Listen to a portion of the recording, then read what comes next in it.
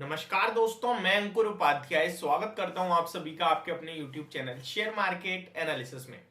दोस्तों, यहाँ पे अदानी ग्रुप की तरफ से कुछ बड़ी कमेंट्री, बड़ी बयानबाजी हुई है जो मैं आप सभी के साथ शेयर करने जाऊंगा।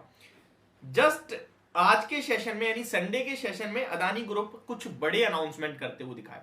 कल मैंने आपको बताया था कि जब बात चल रही थी 2:30 बजे के समथिंग रिपोर्ट आई है जहां पे डिमांड हुई एनालिस्ट की, जो अदानी ग्रुप के स्टॉक्स हैं स्पेशली अदानी एंटरप्राइजेस, इनको दो चीजों को समझना होगा। या तो अपने एफपीओ का प्राइस दाम कम कर दें, प्राइस बैंड नीचे ले आए, या फिर मंडे को स्टॉक का प्राइस ऊपर जाना चाहिए।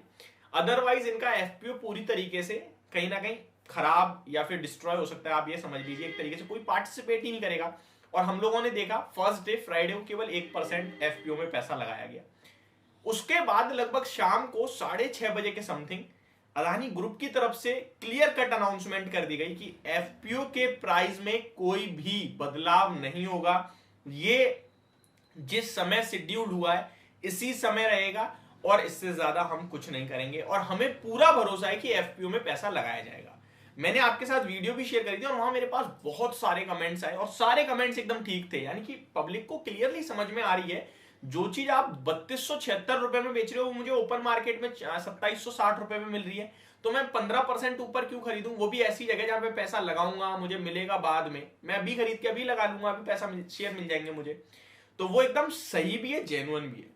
उसके बाद आज के सेशन में फिर से इसी टॉपिक को लेकर कुछ फ्रेश डेवलपमेंट होते हुए दिखे हैं, जहां पे अदानी एंटरप्राइजेस के सीएफओ जोगिंदर सिंह जी कुछ बड़े कमेंट्स करते हुए दिखे हैं। मैं आपके साथ जरूर शेयर करना चाहूंगा।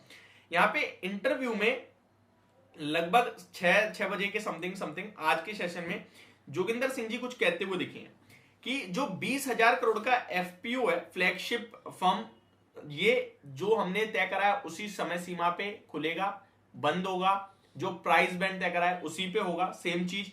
और ये जो शॉर्ट सेलर हाइडेनबर्ग की तरफ से रिपोर्ट आई है, ये हमारे एफपीओ के चक्कर में ही आई है। हमें मतलब थोड़ा सा डिसबैलेंस करना चाहते हैं, ये एक साजिश है। बाकी यहां से क्लियर कट व्यू जो बन रहा है जोगिंदर सिंह जी की तरफ से, ये क्लियरली कह रहे हैं कि अब सेबी और स्टॉक एक्सचेंजेस इसमें उतर गए हैं। वो क्लियरली अंदर से डेप्थ में डिटेल एनालिसिस करेंगे और समझेंगे और वही बताएंगे कि हमारी तरफ से कोई भी फ्रॉड या फिर मैनिपुलेशन नहीं किया गया है स्टॉक्स का।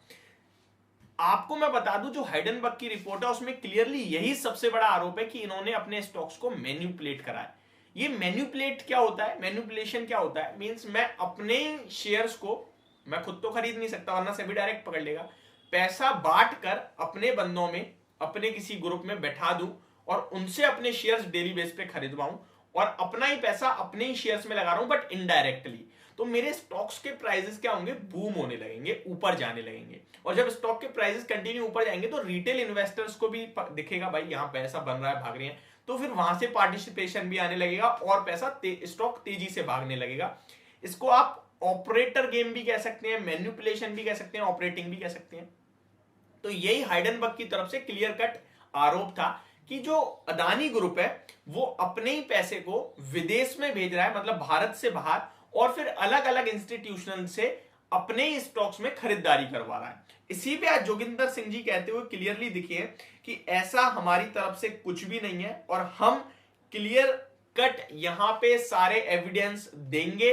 और सेबी और स्टॉक एक्सचेंज अब इस मामले में आ गए हैं, वो भी इसको आराम से देखेंगे और आप सभी को पता चलेगा कि ऐसा नहीं है।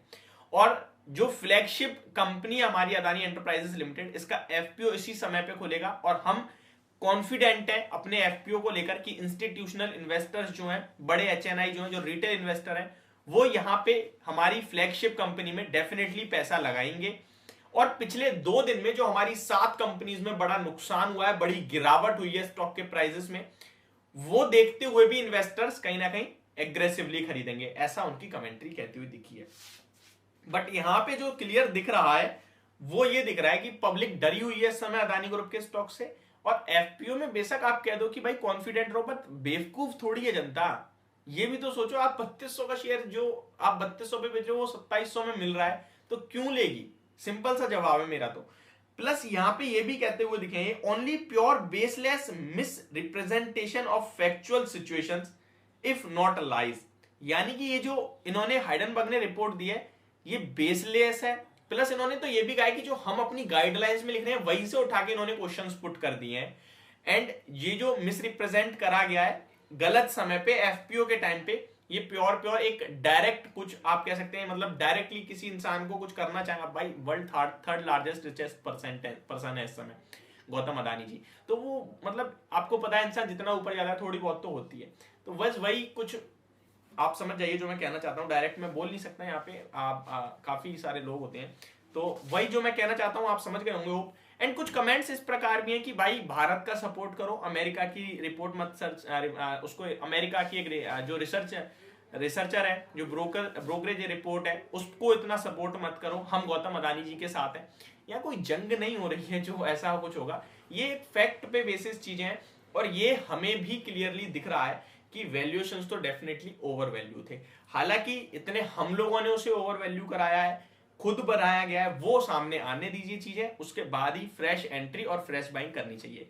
देखिए एक्चुअल पे ट्रेड करो, इससे ज्यादा कुछ नहीं कहूंगा। एक और चीज बोलना चाहूंगा, कुछ कमेंट्स इस प्रकार भी चल रही हैं वीडियोस लाइक अदानी ग्रुप की कंपनी अभी भी वैसा ही काम कर रही है, मशीन्स अभी भी वैसे ही है, अदानी ग्रुप दोबारा चलेगा। देखिए दैट डजंट मैटर ये करता है कि आप किस वैल्यूएशन पे ट्रेड कर रहे हो।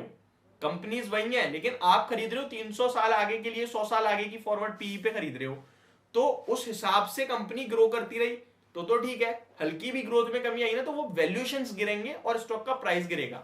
किसी चीज की वैल्यू 1 रुपए, आप उसे 10 रुपए में बेच रहे हो तो वो 10 टाइम्स पे ट्रेड कर रहा है। ये चीज को आप समझोगे ना तो आपको ज्यादा डेप्थ में समझ आएंगी।